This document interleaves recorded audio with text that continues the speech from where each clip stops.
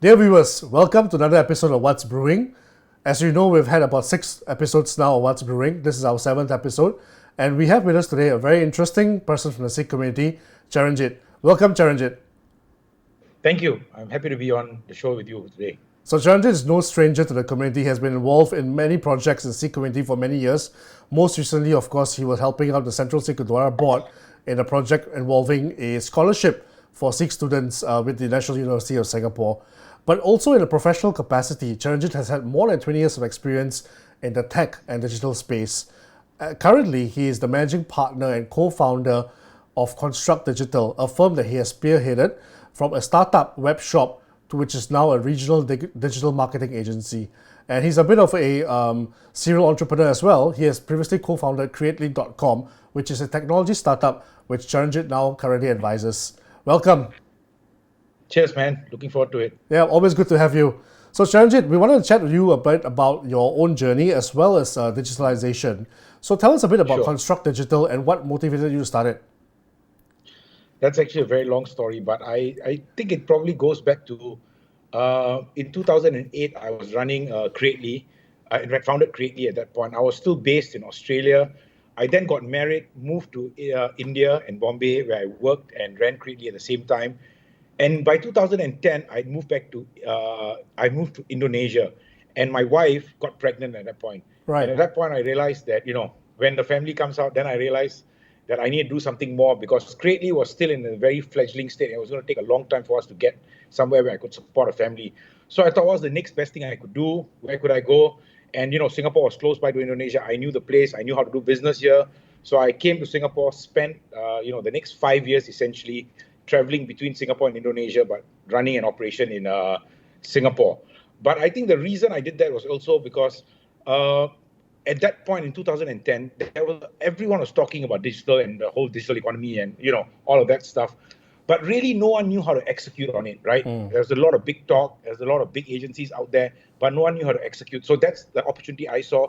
So I formed a firm, got together with my partner, and we decided to approach all of the big network agencies and said, hey guys, you do what you do, be creative, and leave everything else to us. And we took care of project management, the technology implementation, and a lot of the execution work that was being done at that point.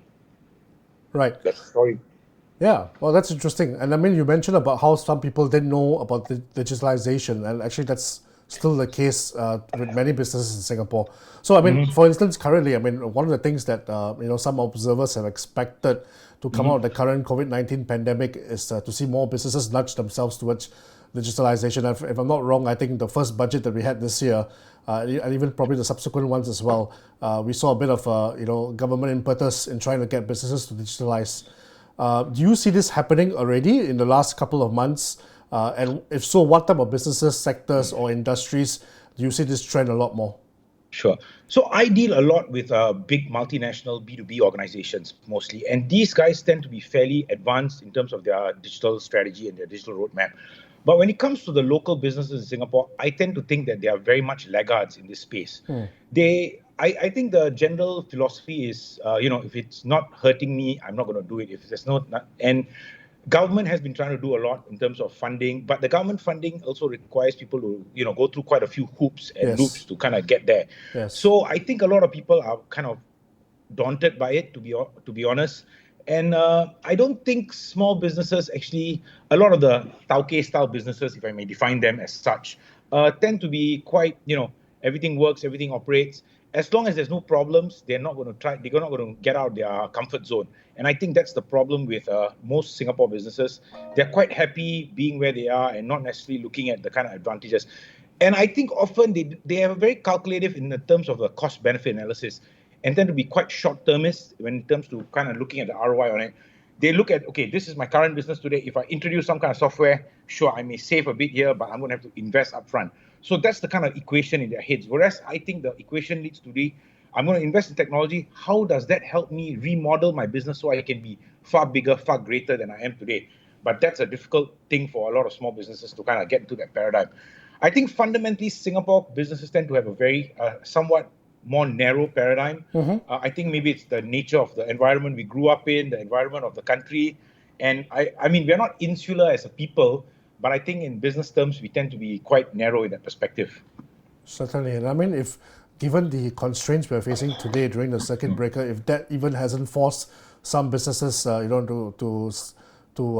get up from their comfort zones and to actually get on to the digitalization track, then I'm not sure what will.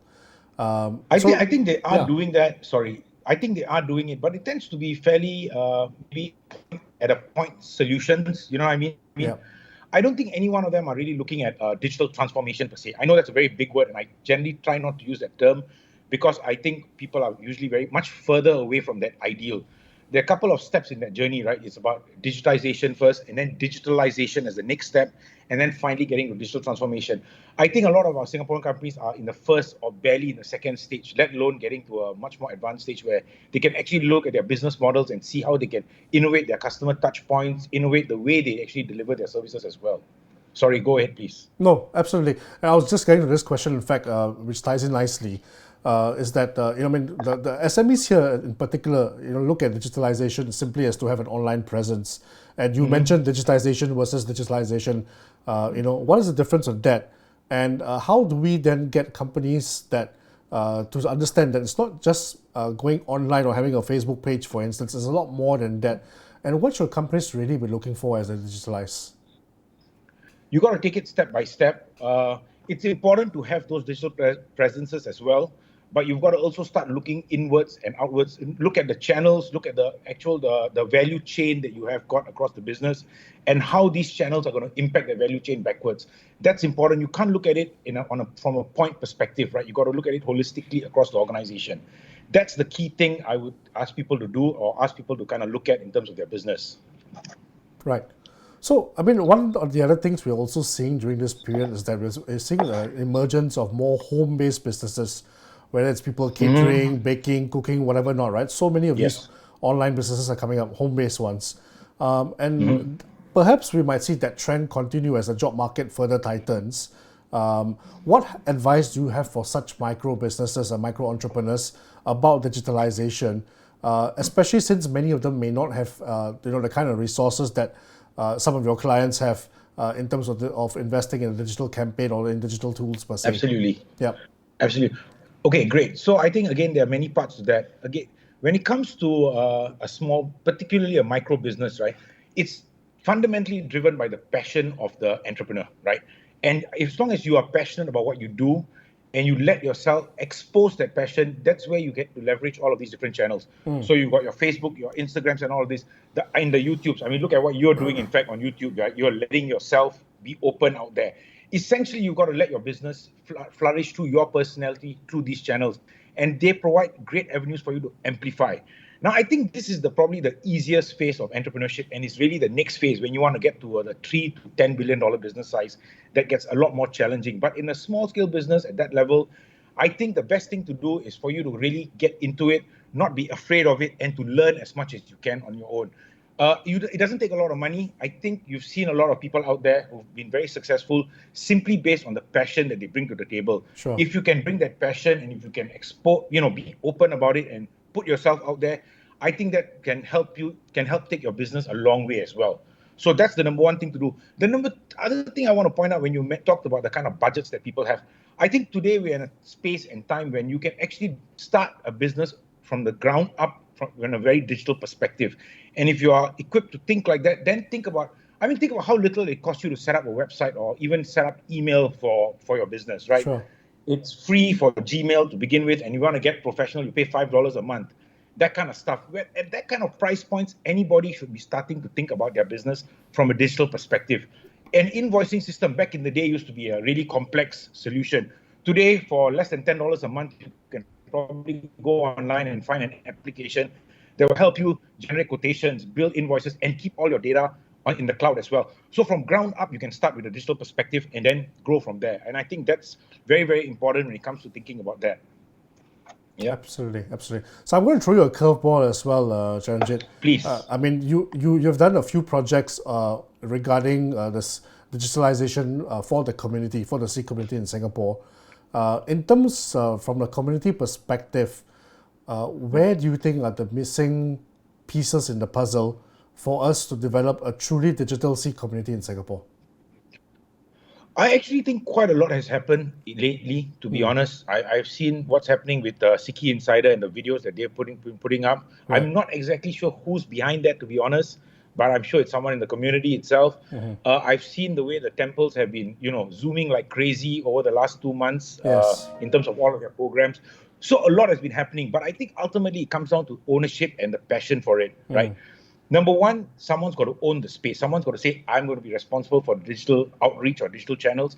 And number two, I think we've got to be a little bit more open about as I said earlier, you got to let the passion come through. I think when it comes to community communications, everyone's quite, it's a bit of a delicate business. No one wants to say the wrong thing or be perceived to be saying the wrong thing. And I think that might be a bit of a stumbling block.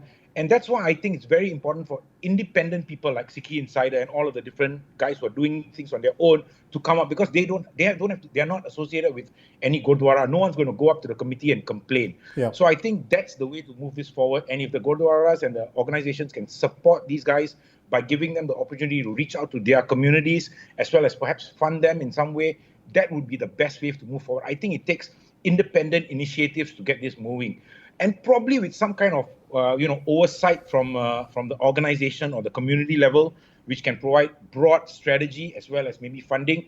That would be a good combination to move forward for the community. Yeah, certainly. I think that's a very good framework to look at. I mean, also supporting ground-up initiatives that come out, and sort of outsourcing that to young individuals who have the expertise Absolutely. and the skills and the passion, like you said as well, right? Yeah. So, lastly, before you Absolutely. go, this show is about what's brewing, and I remember Yes. from our days hanging out at Sembilan that you do love your cup of cha. So, I do is that indeed. still the case, or have you moved to a different brew hot drink? No. I do occasionally have the cup of coffee in the office, Right. simply because it's there. But I'm a tea guy, man. I have my tea at home. Nice. And today I especially went down to my local mama shop here to pick up a tea because theirs is super strong. So I love my tea. Definitely, it goes without saying. Perfect. I know this looks like a coffee cup, but it's definitely cha in there. True blue Punjabi then, huh? Always. Great. Thank you for this digital cha session. Hey, anytime, my pleasure. I like the collection of books you have in the background there. Thank you. Interesting. Thank you very much. Cheers, man. You're more than welcome to Good show. come I've check been them out. watching the show regularly. I think you've brought together some really interesting characters. I've learned quite a bit, actually, especially from a couple of the shows that I've been watching. I watched at least 5 or 6 of the last few episodes, and I did find them quite insightful. So thank you. Good work, man. Mel. Thanks, bro. Thanks so much. And thank you so much for joining us today. My pleasure. You have a good week ahead. You too. Take care. Bye-bye. Bye-bye.